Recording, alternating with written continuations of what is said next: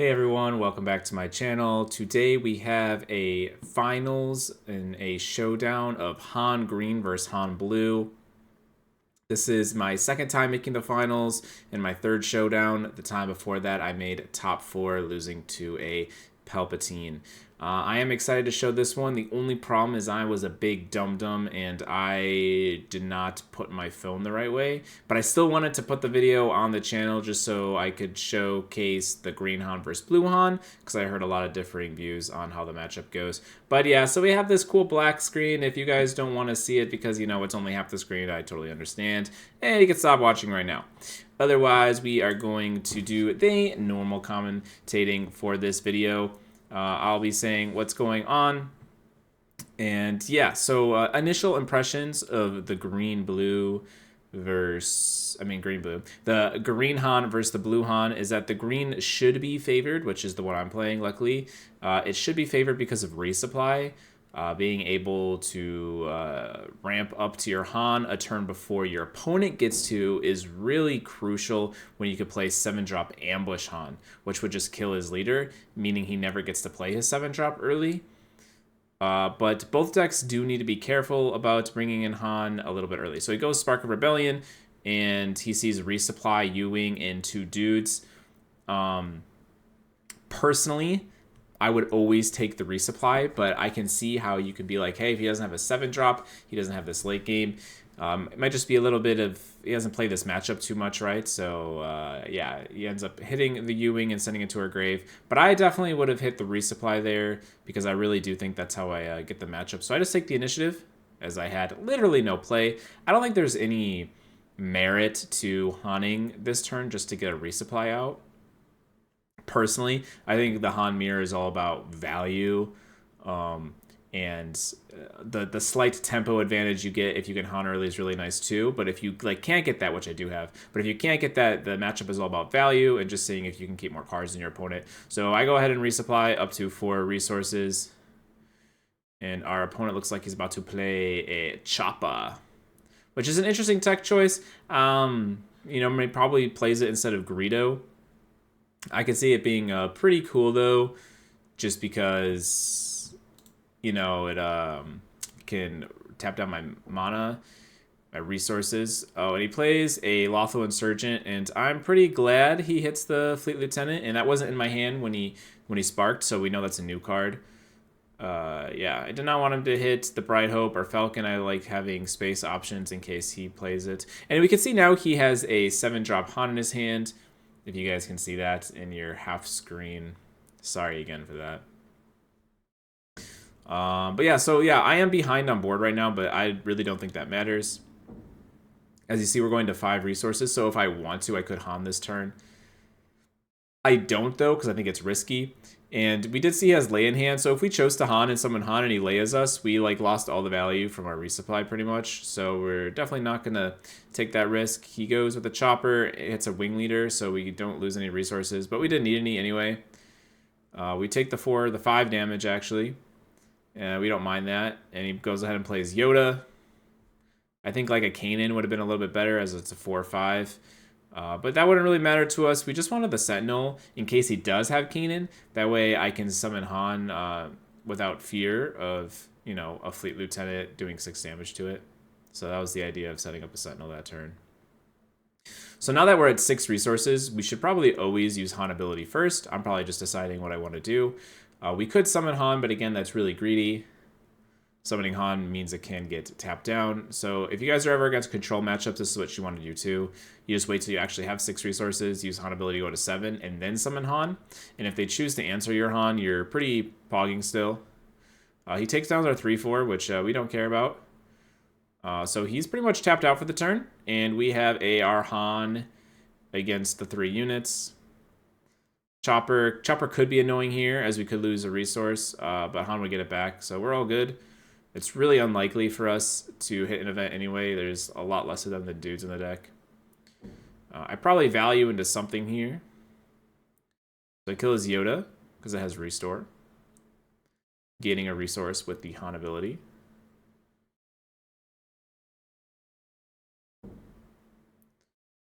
And I'm sure eventually we'll put the damage on Han, or at least I hope so. He Lothals me to the face, though, and we play Ewing.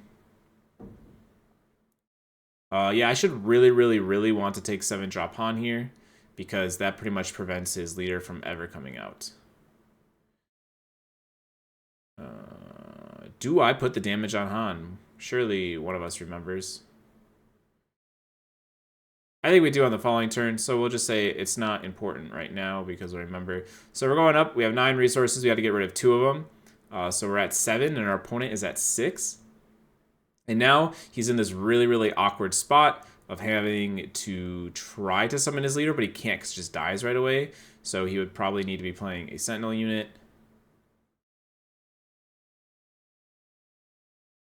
Oh, we do have the die on Han. When did I put that there? Am I just losing my mind? It's just hard to see because it's so small. Sorry, guys. Yes, we have the -2 die on Han. We're all good. I have taken 9 damage, and my opponent is taking nothing. And again, in the Han mirrors, if you guys have seen my other videos, I'm not really concerned about the early damage at all. I just know if I play to late game that I will be superior there, playing home ones and stuff. But right now, we have just a crazy tempo advantage. It's been pretty difficult for our opponents here to come back from it. Like, what do? You can't summon your leader. You're only at 6 resources, so you could use leader ability to go to 7, but it looks like he's surprise striking just to get the damage in, and he goes to our first strike Han, which, you know, makes me believe he has something else going on instead of going, right? Because he could just kill our leader Han, so he must have an answer to do 2 damage to our first strike Han, which, you know, in hindsight, maybe I should have swung 4 first. I mean 6 first, but I wanted to ramp up. I think I have a home one in hand. And there you go. He takes down our Han. So maybe, but I don't know, because I could get baited, right? Like if he doesn't have a spell and I swing with that Han first, then he's free to use his leader ability. So I think it was fine that I let him get some value, but I don't know. I guess it's like painfully obvious, right? When he swings 4 into there. But yeah, so I guess I didn't really have anything crazy to do with the Han ramp ability, so we just Akbar to get 3 damage on the Han. Now if the Han attacks our Han, they both die. And this game became a lot more even, I think, just because I had like this crazy off turn. But I think we're still fine. Trading Hans there is pretty good for us. That means he won't be on 8 next turn.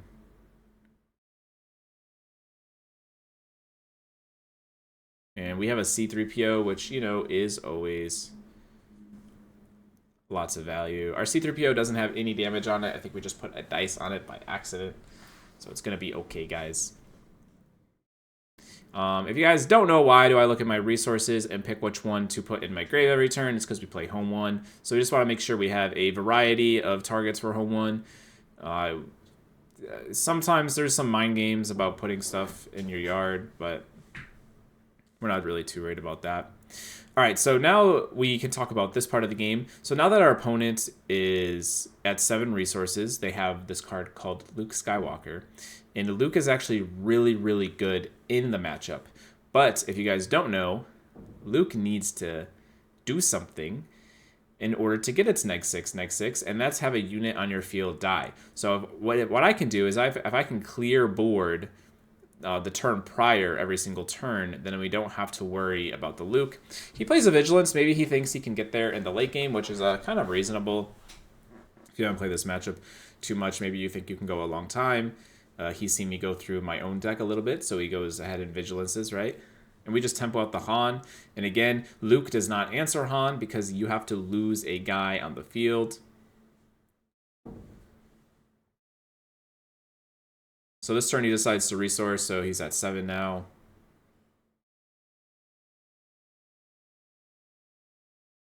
And he's still not playing a 7-drop, which is really great news for us. He goes ahead and Sparks. I have no idea what you would hit here. Probably Echo Base Defender. We're Screaming with 2 Waylays, which again is actually really good against Blue Luke, because if you try to leave something on the board, I could just bounce it back at the end of your turn. You probably attack with C3PO to get the value. We're assuming he doesn't have an out for the Han, and we miss again. By the way, if you guys are Han believers, really do try out C3PO. It is a crazy card.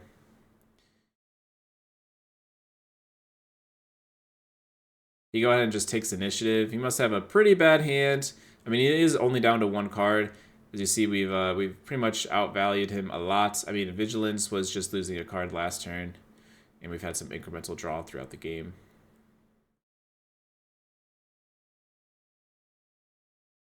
I think I was thinking about waylaying my own C-3PO and playing it out, just because I know what the top card of my deck is, so I'd always draw it. But I decided that like I had so much control over board, just keeping the waylays is probably better. But you know, that could be up for debate. Maybe if I really wanted to go through my deck more. But yeah, I think it looks like I have a Ewing in hand, or is that a Spark? I don't know. My hand is pretty gas. Like sitting with a Han, having your opponent have no cards and having waylays is pretty nice. All right, if you guys can't see that card because it's painfully small, it's Redemption, I think it's its name. It's the one that can just heal 8, which I'm sure he does. So boom, heals 8. We play a home one. If we have another Akbar, we could actually ping it, or we could just get a Falcon and attack into it. Couple options there, because it does have Sentinel, right? So here's why Green Han has another little bit of advantage over Blue Han. Is I think home one is much better than the blue spaceship of Redemption.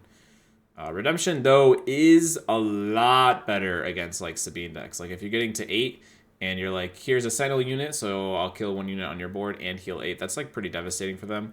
I do think that the Blue Han deck has a better Sabine matchup overall.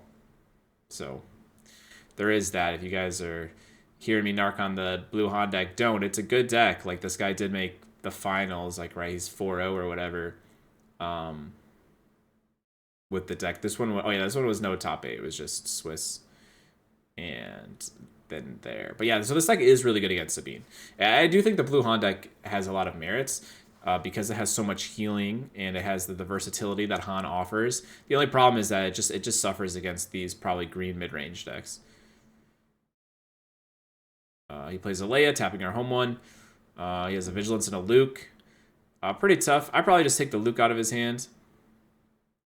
I don't know why I'm reading it. I definitely know what Luke is. Oh, but I do. I get rid of the Vigilance. Maybe I'm sort of baiting him to play the Luke, too. Like, Vigilance mills me 6, and I don't want to get milled 6 again. That kind of makes sense, too. Like, him being able to play the Luke now, like, doesn't mean much. Because he only has -3 and everything is so big. So I probably value trade with Leia here. Because knowing myself, what's 3 damage when I can kill a unit? And then I have all these waylays, so we just waylay this Luke at the end of the turn. Another play I could do is waylay my own Han Solo. I don't have enough resources, I don't think, to replay it, though. But if I did, I could swing 1 into the Luke, waylay my own Han Solo, and swing Han into Luke to finish it off. That'd be pretty sick, too. But actually, you know, since we know we have 2 waylays, that could be a play I'm going to do next turn. And yeah, we're just controlling the board. You know, he is Rebel, so he's not going to blow up our whole field. We can kind of take this game slow. I'm in no rush to win. But yeah, if you guys are, you know, I'm sure this is not normal content. If you guys see Han with all these dudes, usually probably just see him go face and say, hey, I'm going to outrace you. But I'm more about just controlling the board and then winning the game when my opponent can literally do nothing. Okay, so he replays the Luke. So now what we can actually do is we can swing Han to face for 3, and we could do the play that I was just talking about of waylay bouncing itself. Do I need to do that? Probably not, right? Like, I have a home one. He's taken 21 damage now. He only has 9 left. Looks like... Yeah, gives himself a 21. That's a cool little spindle. But yes, so we waylay our Han, and then we replay the Han, and we kill the Luke, which is pretty cool that I could do that. Again, do I think I needed to? No, because he's just so low. He could have been at 7, and then he could have tried to restore, and then I home 1 attack. It just would have been pretty rough for him. But this just like guarantees death pretty much. I mean, you're tapping with, right? You're going to your turn, you have nothing on your field, and you're like, ooh, I don't know about that one. Yeah, he does have a Chewie in hand. Maybe he plays it, but, you know, home 1 does put him to 1. He might just concede too. Yeah. Good concession. Alrighty, guys. So that was game 1, and as promised, we have game 2 and possibly game 3 still on camera. We'll talk for a little bit and then skip along to the next game. We could talk about like sideboard stuff. So you want to be pretty greedy in the mirror, like I was saying. Reinforcement Walker is actually really, really good against Luke.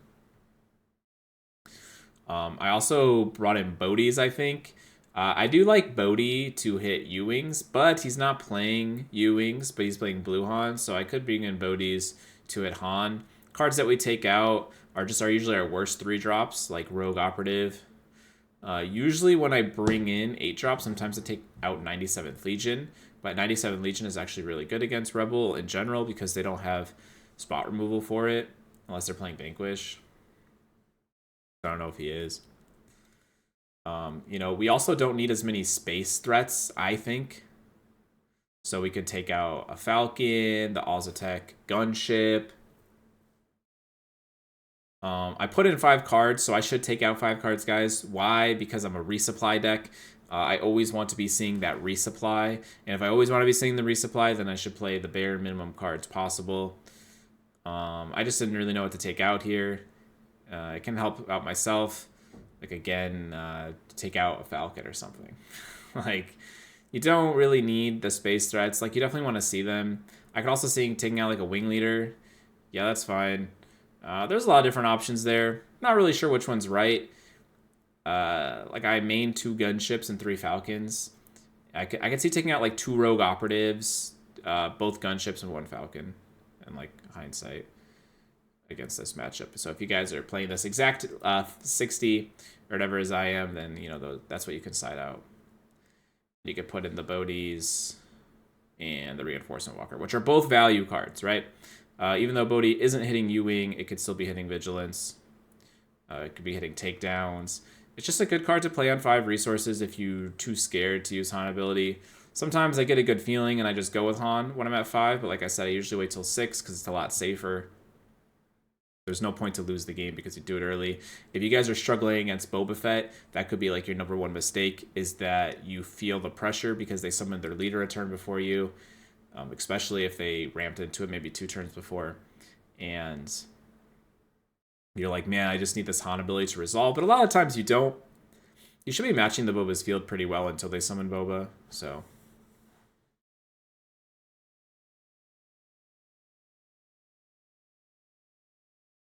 yeah, you guys listen to me talk while we waited for the next game. Excellent. I have a U-Wing and a C-3PO. So when I'm mulliganing, we can kind of talk about that. I usually really want to resupply. Like I said, that's how you win the game. But I'll keep hands with C-3PO too. C-3PO also has a good chance. Not a good chance, but a chance of finding a resupply since we're always calling 3. We're playing 29 3-drops. He opens up a Spark. So just like last game, he hits the U-Wing. That was pretty fast of him. But I probably would have hit in C-3PO. It takes away my turn 1 play and prevents, oh, look at that, value. And again, this game is all about value. It might just be that his deck struggles against U-Wing, so he takes out of our hand, which kind of makes sense. He seems to be really good at answering one big thing. So if I U-Wing into a wide board, that could just be a problem for his deck. So he's like, if I take out the U-Wing now, hopefully he doesn't draw into another one. Last game I did draw into another one. But yeah, our C-3PO found resupply, which is pretty much the dream. I've been playing this deck for like, I don't know, a hot minute now, and I've never C-3PO R2'd, I don't think, in a tournament, which is just really sad because that's so good. On turn 1, that is. But yeah.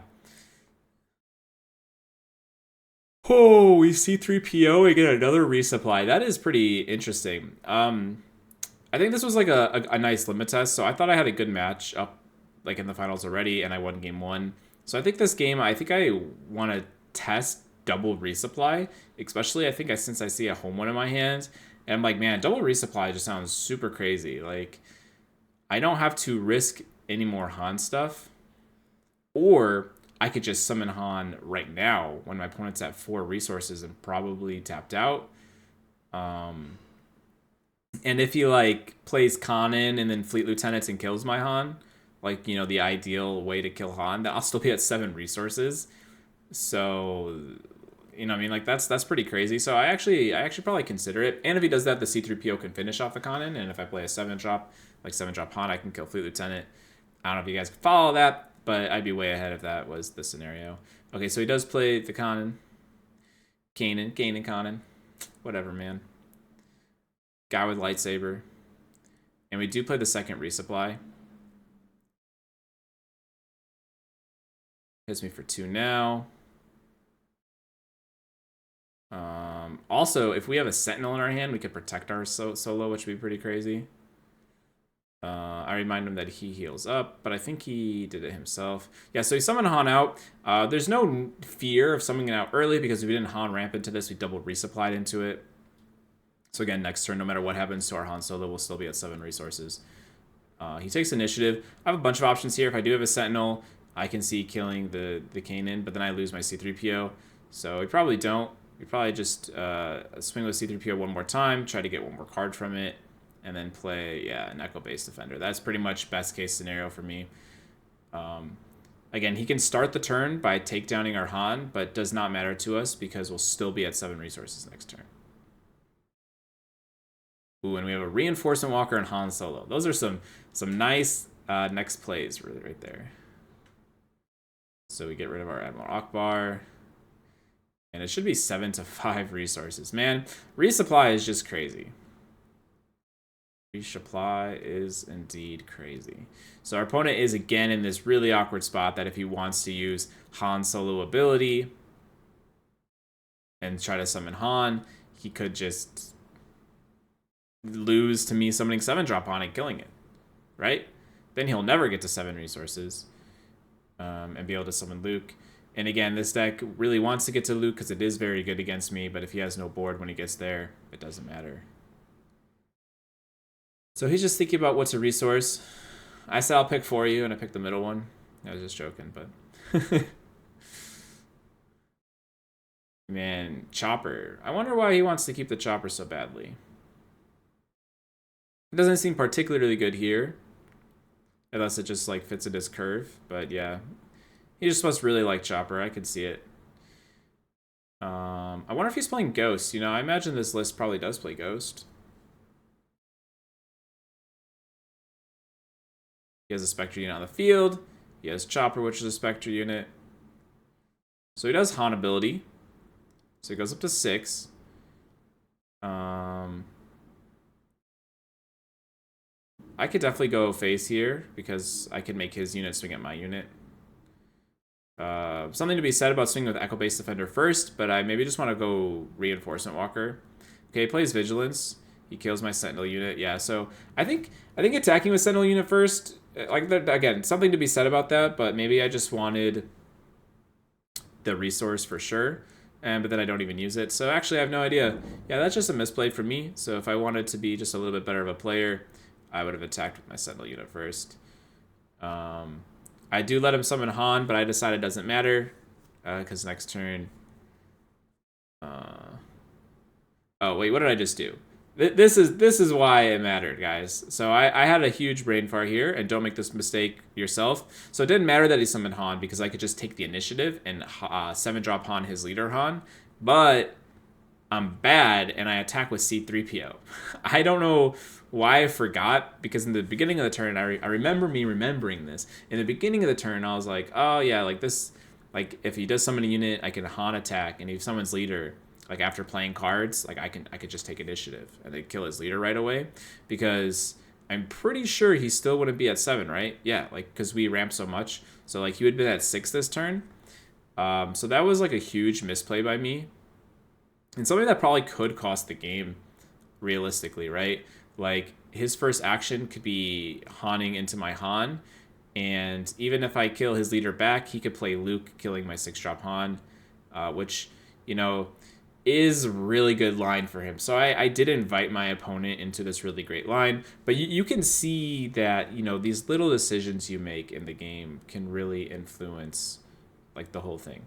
Lucky for me, like, he didn't have the Luke play. He had a surprise strike, which kills his leader and kills my 7-drop Han. We don't care at all. We play that 97 Legion that I decided to keep in. This is a big boy. So right now, what is he, an 8/8? He plays Chewie. We could kill the Chewbacca if we want to, but I just grab initiative. He's at a lot of life, so we don't need to... Actually, we couldn't kill the Chewie. We only have 5 damage. What am I talking about? But even if we could kill the Chewie, we would just probably take the value with 97 Legion. This thing is going to get really big. And yeah, we're going to 9 resources. We did not attack with Han that turn, so we don't have to use Han ability. Be really sad if I use it by accident. But yeah, so what was I saying? Just goes to show you, there's like a lot of these little plays that you can do that like can drastically change the game to make it look like I was dominating to just instantly losing. You know, the Luke wouldn't mean that the game is over for me, but it put me in a really tough spot because now we're like both summoning just our best cards every turn, and if I don't get, you know, a really good card, or he has Vanquish, it keeps his Luke alive. Because again, it's pretty hard for me. And look, he does have the Vanquish. It's pretty hard for me to kill a Luke. You can kind of imagine like this board is exactly the same, except instead of being able to Han Solo into his Luke, can't, because instead of Han Soloing into Chewie, he has a Luke, and then I can't kill it, right? So there is a problem there. But again, that's not a play he did. But just be mindful that, you know, there's these little things that you can do. The 1 damage and draw capability of C-3PO definitely wasn't worth it. You want to keep your opponent off their best possible turn, which is why doing that would have been better. I think we're at 10 resources now. Really sad that my 97th Legion couldn't get there. But it did get there earlier. I really still like that card. Against certain matchups, it can just instantly kill them. Ooh, he Hans my Han, which is another reason to keep him off 7 resources. But we're later in the game now, and this is one of the reasons why I think green, again, has another advantage, is we could play Reinforcement Walker. That card can't die to anything. So I'm either going to Walker or Ewing, and yeah, we go with the Walker. We should probably always keep the card. We've only taken 2 damage, I think. Unless I flipped the script on the size, but I'm pretty sure I've been the one attacking him this game. It is annoying that his Han can get another more free value into my Han. If he draws, I think he has no hand, but if he draws a surprise strike, he could kill my my Walker. So looks like I just go to prevent that now. And yeah, that was a good play by me to make sure that he can't top deck anything to kill my Reinforcement Walker. We don't need our leader anymore. We sadly don't need C-3PO. We have a huge hand. And you guys can see, like, by that hand size, like, I'm at, I don't know, I have 10 resources, so I'm thinking about resourcing again, but I do. I like resourcing. So we have, like, 4 or 5 cards in hand right now, and our opponent has 2 without resourcing. We did resource. Yeah, I think we have 11 resources. 11's a pretty good number. The reason to keep resourcing in this game is that, like, once you get to 12 resources, you can home 1 into Han Solo, which is kind of crazy because remember, home 1 isn't cost 3; it makes it cost 3 less. We get the Luke out of his hand. I don't think we would have lost that Luke by any means, but pretty good to get the Luke out. Our opponent has a Millennium Falcon, if you guys can't see it, which we are not concerned about at all. We have enough life that we could pretty much ignore that card until the end of time. But if we have a home 1, you know, we could just plow through it. I don't know, you know, if I would attack the Falcon, I'd probably just attack his face at this point. Here we are thinking. Wonder what I'm thinking about. 9 resources. Oh, I'm not thinking, he's thinking. That makes more sense. He Fleet Lieutenant's his Falcon. I'm a nice guy, so I remind him that you can get the attack on it, but it's not going to get the +2. So he just does a surprise strike instead. Ooh, and it looks like he did have the surprise strike, which means his surprise strike, Han would have killed my Reinforcement Walker, and that would have been really sad. It actually would have been like a little bit of doomsday situation for me, I think. So good on me preventing that. So we do resolve a home 1. We have 1 extra resource, so we could get a Bright Hope if it's there. We just get our own Falcon, though. And we just nuke him in the face for 12. Putting him down to 12 left. He's taking 18 this turn. And we heal 3 because home 1 gives everybody restore 1. Looking pretty good for us. So yeah, you guys can imagine how this game is ending. And I was pretty happy to finally get a showdown win with Han. I really truly do believe it's the best deck, but it does have a lot of play lines that if you make a mistake or just choose wrong, and it's not even obvious that it's wrong, but if you choose wrong, you could just lose. I had a matchup earlier today against Sabine where I had a Sentinel already in space and ground, and when I U-winged, I got a second Sentinel in space and ground just in case he had the one drop that removed Sentinel and was able to attack me with the Falcon. And yeah, we just waylay his one guy and kill him. But yeah, so I got a second Sentinel in both arenas, and you know, it kind of looks iffy if that's right, because I could have done like a wing leader to buff my guys, or I could have got like a 7-drop unit. There's like a lot of other plays that I could have done and that I just chose not to do, you know? So yeah, I don't know. Like, just when you play the deck, it's you got to get the reps in, and once you do, you'll start seeing like what you need to play for, what's good in every situation, and I think it makes the deck like pretty hard to pilot. And yeah, but it's very rewarding, and the deck, it does some crazy things into the meta. But I am very excited for set 2, guys. I hope you're excited for set 2. I don't know if I'm going to continue to play Han in set 2. But I'll surely try him out, as well as lots of the new leaders. I did play that Cassian deck that I uploaded last week in a tournament. I did go 1-2, which is one of my lower records. Sadness. But I did realize that the deck has a lot of promise, but maybe instead of playing Cassian, you just play Leia. Like, you play the exact same build, but with Leia, there were so many games where I was like, man, if I attack twice here, I win. The problem with Cassian is it just has a really hard Sabine matchup. Like, they just kill you too fast, and you're playing the exact same cards. But Leia comes down one turn sooner, and because of the double attack, you can actually beat them in races sometimes, which came up in both games that I played against the Sabine. So, yeah, I think, or at least one of the games. At least one of the games I played against the Sabine. But yeah, so I think Leia might just be, sorry guys, a better leader than Cassian at the current moment. But I can definitely see Cassian improving as time goes on. Obviously, they're different colors, but right now I really like that green-red Rebel combination anyway. But we have a match that I'm going to put up for that, is what I'm getting to. And other than that, guys, thank you so much for watching. And sorry that the screen was smaller this time. Won't happen again. Learn from my mistakes. Well, I don't even know how it happened, but learn from my mistakes. And as always, guys, peace.